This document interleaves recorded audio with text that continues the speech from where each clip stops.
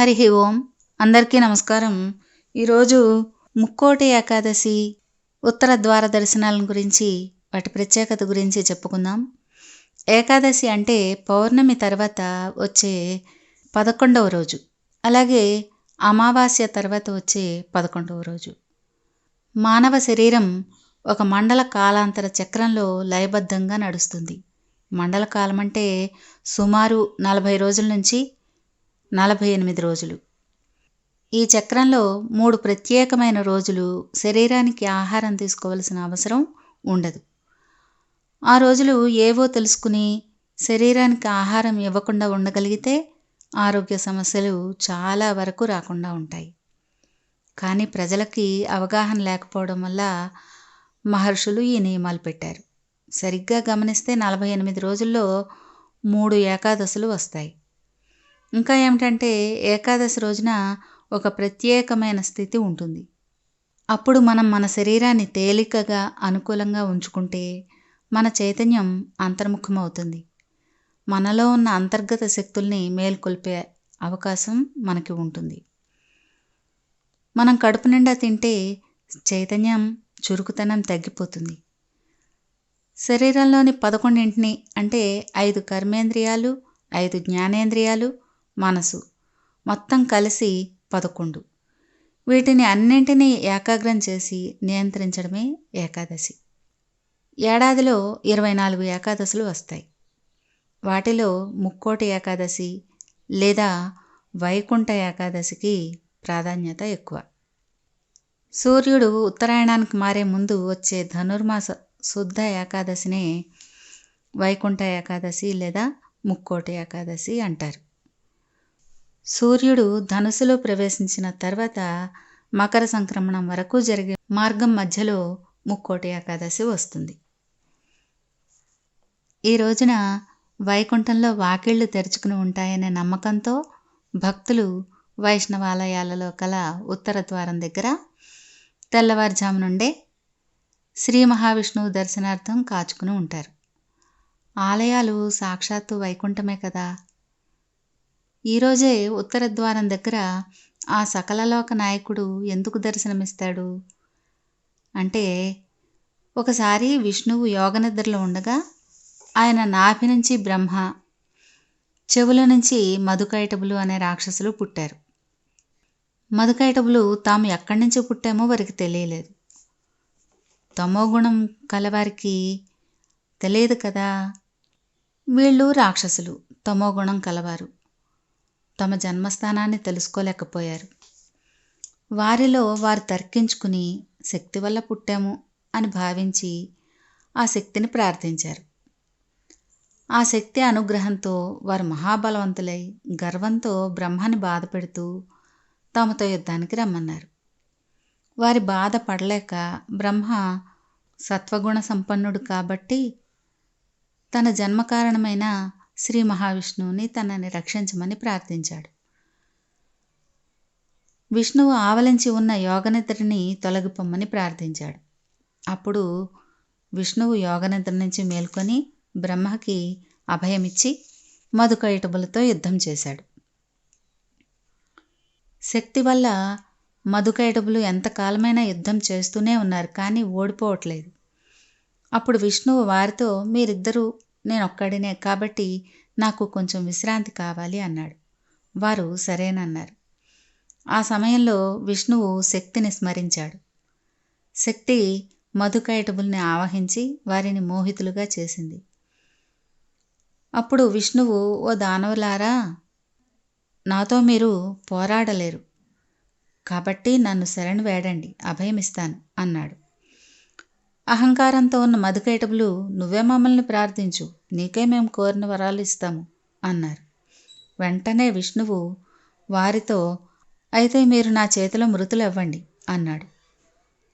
అందుకు వారు నివ్వెరపడి ఆడిన మాట తప్పలేక ప్రాణాల మీద ఆశతో, సరే అయితే మమ్మల్ని జలం లేని చోట చంపు అని అన్నారు. ఎందుకంటే అప్పుడు సర్వం జలమయమై ఉంది.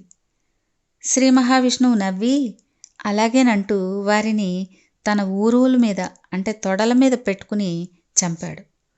వీరి మేధస్సు తెగిపడి మేదిని అయ్యింది, అంటే భూమి అయ్యింది.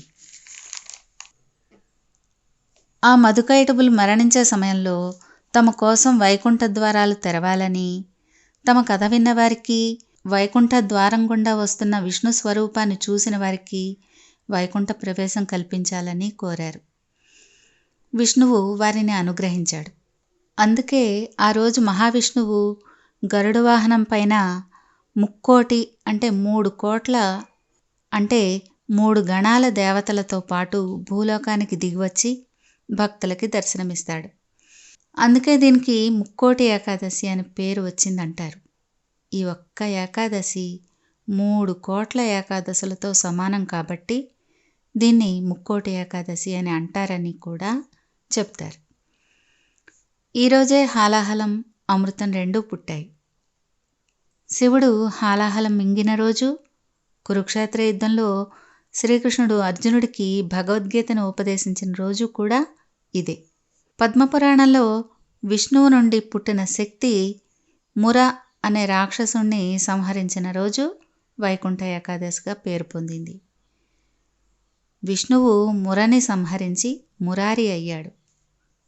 ఈ కథని చెప్పుకుందాం. పూర్వం ముర అనే రాక్షసుడి ఆగడాలను భరించలేక దేవతలు విష్ణువుని శరణు వేడారు. విష్ణువు ఆ రాక్షసుడిని సంహరించేందుకు ప్రత్యేకమైన అస్త్రం కావాలని గ్రహించి బదరికాశ్రమంలోని హైమావతి అనే గుహలోకి ప్రవేశించి తపస్సు చేయసాగాడు. ముర కూడా ఆ గుహలోకి ప్రవేశించి విష్ణువుని సంహరించేందుకు ప్రయత్నించాడు. ఆ సమయంలో విష్ణువు నుంచి ఒక శక్తి ఉద్భవించి తన కంటి చూపుతో మురని కాల్చివేసింది. అప్పుడు విష్ణువు సంతోషించి ఆ శక్తికి ఏకాదశి అని పేరు పెట్టి ఏం వరం కావాలో కోరుకోమన్నాడు. అందుకు ఆమె ఆ రోజున ఉపవాసం ఉన్నవారి పాపాలని సంహరించాలని కోరింది. అప్పుడు విష్ణువు ధనుర్మాస శుద్ధ ఏకాదశి రోజున ఉపవాసం ఉన్నవారికి వైకుంఠ ప్రాప్తి కలుగుతుందని వరమిచ్చాడు. వైకుంఠ ఏకాదశి రోజు ముర బియ్యంలో దాక్కుంటాడని భక్తుల నమ్మకం. అందుకే బియ్యంతో చేసిన ఏ పదార్థము తినకూడదని అంటారు.